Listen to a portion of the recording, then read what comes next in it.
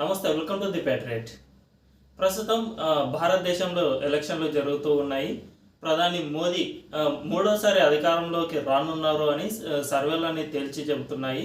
ఇటు విపక్షాలు కూడా తాము ఎలాగైనా గౌరవప్రదమైన సీట్లను సంపాదించుకోవాలని ప్రయత్నిస్తూనే ఉన్నాయి.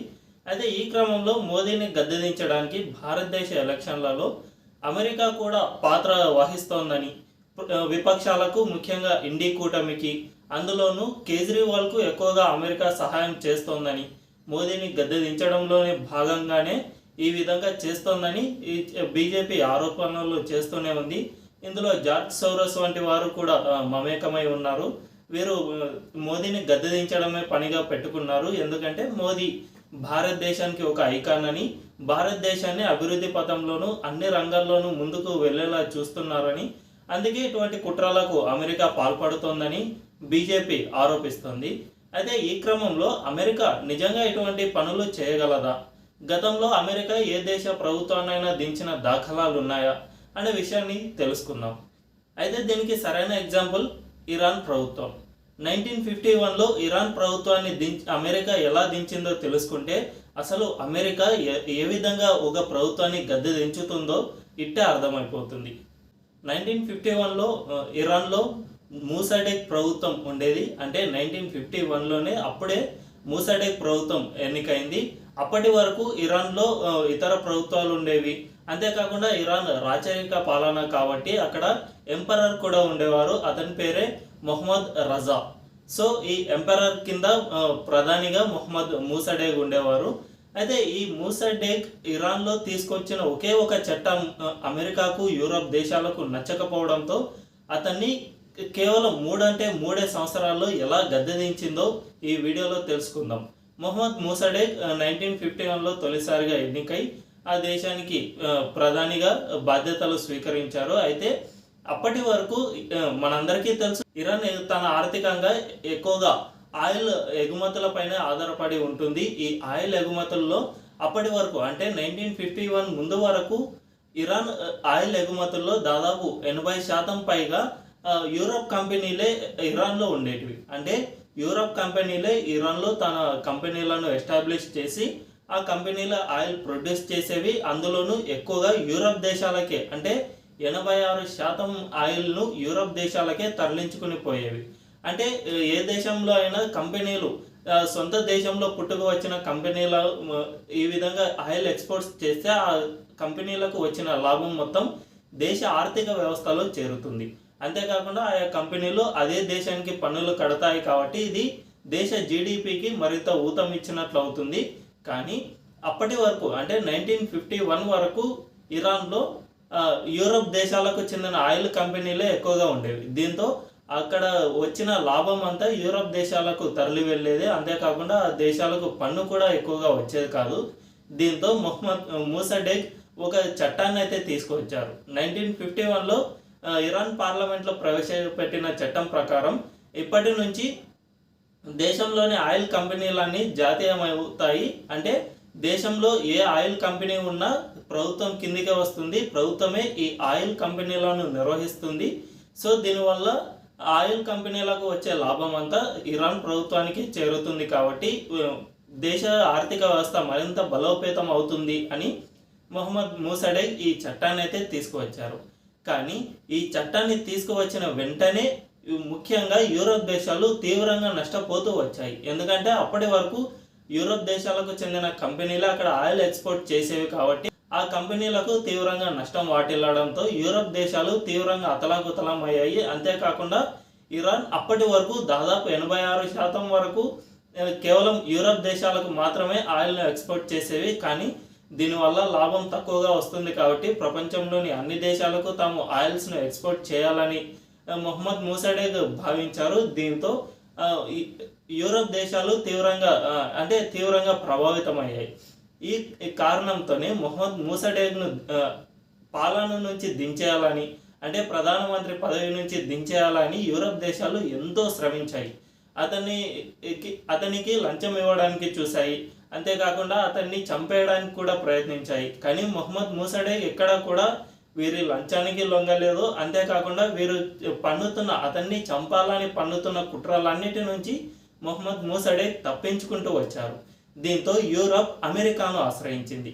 సో అమెరికా రంగంలోకి దిగగానే సిఐఏ మొహమ్మద్ మూసడేక్ను ఎలా గద్దె దింపాలి అనే ఆలోచన చేస్తూ వచ్చింది. ఇందులో భాగంగానే అమెరికా ఇరాన్కు $1 మిలియన్ డబ్బులు పంపించింది. అంటే ఇరాన్లోని టెహ్రాన్లోని అమెరికా రాయబార కార్యాలయానికి ఈ $1 మిలియన్ అమౌంట్ని అయితే పంపించింది.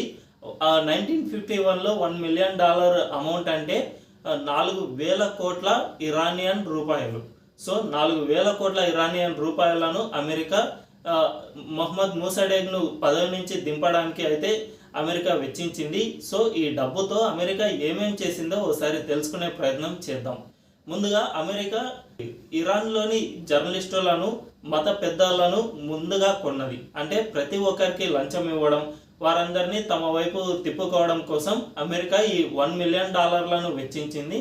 సో స్థానికంగా పనిచేస్తూ ఉన్న జర్నలిస్టులు, కాలమిస్టులు, అదేవిధంగా మత పెద్దలు అందరికీ కూడా ఈ డబ్బును పంచుతూ వచ్చింది. సో వీరంతా అప్పటి వరకు మొహమ్మద్ మూసడేక్కు మద్దతు ఇచ్చిన వారంతా ఉన్న పలంగా అతనికి వ్యతిరేకంగా పనిచేయడం మొదలుపెట్టారు.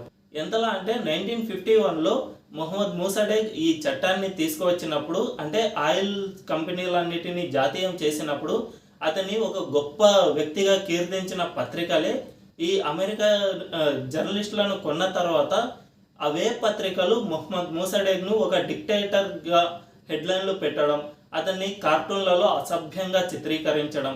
ఒకనొక కార్టూన్లో అయితే మొహమ్మద్ మూసడేక్ను ఒక గే అంటూ సంబోధించడం. ఈ విధంగా జర్నలిస్టులు అందరూ పనిచేస్తూ వచ్చారు. అంతేకాకుండా ఇరాన్లో అది ఒక ఇస్లామిక్ రిపబ్లిక్ కంట్రీ కాబట్టి అక్కడ మత గురువుల ప్రమేయం కూడా ఎక్కువగా ఉంటుంది. సో ఈ మత గురువులంతా మొహమ్మద్ మూసడేక్కు వ్యతిరేకంగా పనిచేయడం, వ్యతిరేకంగా మాట్లాడటం మొదలుపెట్టారు. దీంతో ప్రజల్లో కాస్తంత వ్యతిరేకత మొదలవడం జరిగింది.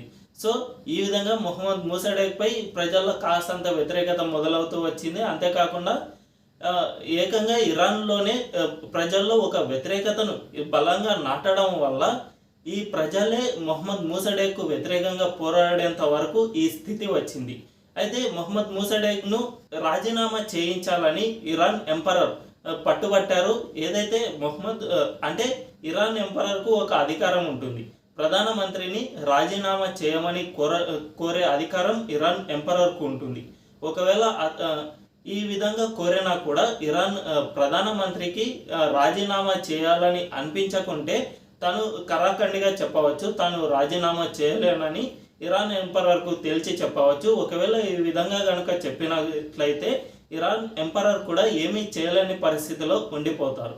అయినా కూడా ఇరాన్ ఎంపరర్ ఒకవేళ తన కోరికను కనుక ప్రధానమంత్రి తిరస్కరిస్తే, అంటే మొహమ్మద్ మూసడేక్ తిరస్కరిస్తే తాను అతన్ని ఖచ్చితంగా అరెస్ట్ చేయాలని అనుకున్నారు. అయితే మొహమ్మద్ మూసడేక్ ఇరాన్ ఎంపరర్ కోరికను కూడా తిరస్కరించడంతో అతన్ని అరెస్ట్ చేయడానికి ఎంపరర్కు సంబంధించిన ఆర్మీ అధికారులు బయలుదేరారు. కానీ మొహమ్మద్ మూసడేక్కు ఒక ఆర్మీ గణం ఉంటుంది, వారు ఆ ఆర్మీ అధికారులను అరెస్ట్ చేశారు. దీంతో ఎంపరర్ అనుకున్నది కూడా సాధ్యం కాలేదు. అంటే ఎంపరర్ కూడా అమెరికాకు అప్పటికే అమ్ముడుపోయి ఉన్నారు. అంటే 1951కు ముందే ఎంపరర్ అమెరికాకు అమ్ముడుపోయి ఉన్నారు కాబట్టి అతను అమెరికాకు అనుకూలంగా ఒక ఆర్మీ గణాన్ని పంపించడం, మొహమ్మద్ మూసడేక్కు చెందిన భద్రతా దళాలు వారిని అరెస్ట్ చేయడం జరిగింది.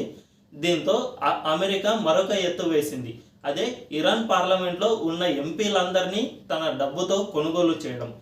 అందరికీ కలిసి దాదాపు $46 మిలియన్ వెచ్చించినట్లు తెలుస్తోంది. సో వీరందరికీ లంచాలు ఇవ్వడం వల్ల మొహమ్మద్ మూసడేక్పై వ్యతిరేకత మరింత తీవ్రతరమైంది. అదే సమయంలో ప్రజల్లో కూడా ఒక ఉద్యమాన్ని రేకెత్తించడం, దీనికి జర్నలిస్టులు, మత పెద్దలతో పాటు ఎంపీలు కూడా ప్రయత్నించడంతో మొహమ్మద్ మూసడేక్ అనివార్యంగా పదవీ విరమణ చేశారు. 1953లో అతను పదవీ విరమణ చేయగానే అతన్ని అరెస్ట్ చేశారు.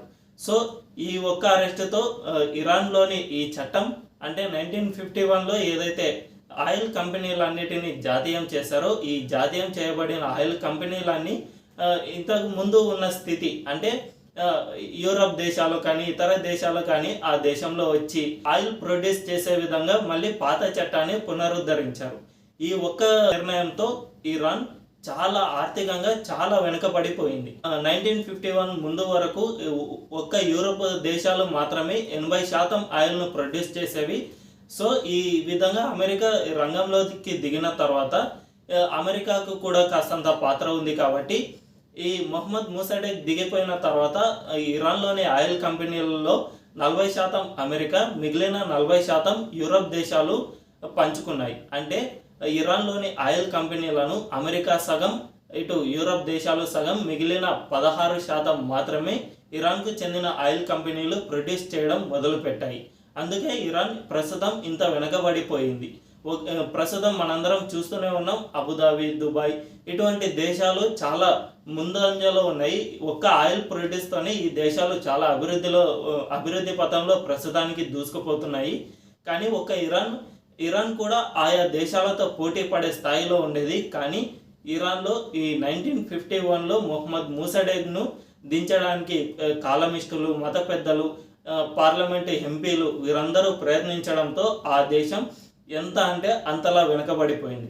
ఇదంతా జరిగింది కేవలం $1 మిలియన్ తోనే ఈ మొత్తం జరిగింది. అంటే ఒక్క $1 మిలియన్ తోనే ఇరాన్ దాదాపు 50 ఏళ్ళు వెనక్కి వెళ్ళిపోయినట్లు అయిపోయింది. సో అమెరికా అనుకుంటే ఏ ప్రభుత్వాన్నైనా దించడానికి శతవిధాలా ప్రయత్నిస్తుంది. దానికి వ్యతిరేకంగా ఏ దేశమైనా ఉంది అంటే ఆ దేశానికి చాలా డబ్బులు వెచ్చించి మరి ఆ ప్రభుత్వాల పెద్దలను దించడానికి ఎంతో ప్రయత్నాలు అయితే చేస్తూ ఉంది. ప్రస్తుతం కూడా భారతదేశంలో ఇటువంటి ప్రయత్నాలే చేస్తున్నట్లు కనిపిస్తోంది. కానీ కేంద్రంలోని నరేంద్ర మోదీ ప్రభుత్వం దీన్ని చాకచక్యంగా అడ్డుకుంటున్నట్లు తెలుస్తోంది.